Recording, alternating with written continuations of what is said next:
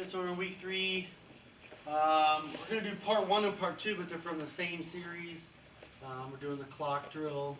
Clock drill is a whole series of attacks, one from technical side control, and then switching to a Kiza, and then switching to a gift wrap 100 kilo into a back take, and then doing some moves from the back. So my blue belt's going to be out here. It's Jess. Her head is going to be towards the board. We have this board that's written over here that tells you what to do, but we're going to go through the series here. So technical side control is your hand is under the neck, your knee is blocking their leg, your other leg is long on the outside, your secondary hand is under, you're looking away, and your shoulder is causing this cross face position here.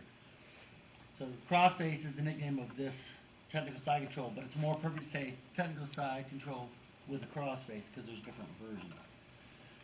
So first moves we're here, so we want this leg that's in the back here to be live, so no knee on the floor, just the foot. Her hand is blocking my hip, hands blocking my arm, her arms are proper. I'm looking away. My foot here, if I was attacking, I would be up on the toe and getting ready to set this knee up. But I'm going to be attacking, so my foot is going to go flat to the ground. My toes pointed towards the window behind me. So I'm like this, and I'm live, and I'm able to follow her, keep pressure on. So we're going to go for the Americana. We're going to break it into 3 pieces. The first is the key lock. So I'm going to shrug my shoulder out, put my chin down, and start driving out. Use my live toe to drive over like this. Now notice that I'm pinning my own hand under her arm. I want that. So I'm like this. So my arm's going to come across out around the head, and I'm going to brush past my ear and put the grip on over her wrist. My head is still down, or my chin is down. My other hand is going to be under. It's going to come up and grab my own wrist. And I rotate for my turn. And our first move here, I'm going to have my head down, is going to be the key lock. So we pin this wrist down. Right, and we lift up the elbow toward us. So we're basically making a V toward up our head. That's key lock. She's going to defend by extending your hand away. And as she stands, I still got control. I can't do the key lock anymore. It doesn't work as well. So what I'm going to do now is I'm going to lift the elbow up, but I'm going to push the wrist backwards. So now I'm using this hand to push the wrist behind. That puts on the paintbrush, still an Americana. She realizes that's wrong. She brings her hand back in. And when she does, I can't do either now because it's heavy. So what I'm going to do now is I'm going to start dragging it to the rear. Both elbows sliding, making her elbow go up. As I pull the arm across, that's the Americana. So key lock, paintbrush, Americana.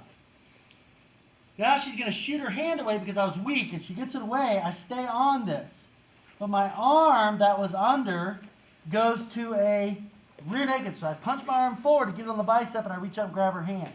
I rotate so her thumb is up. I use my thumb side of my inside arm to go straight up by curling my wrist, making my snuff box drive in, and then I push down on the elbow to get that straight line.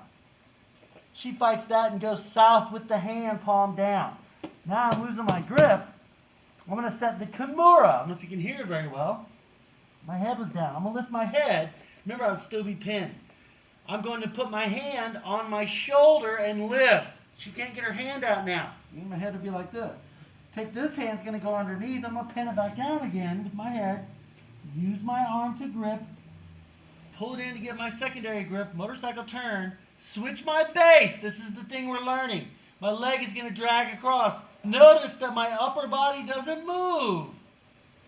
I come to forward hip, and I step and rock back. Lift the weight goes up, and the submission goes on because I'm driving this hand back.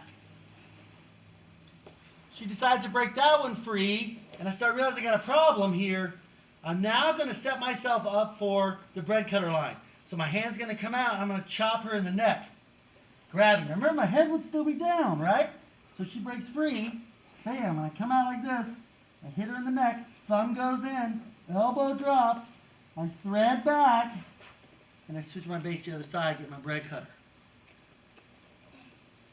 Okay?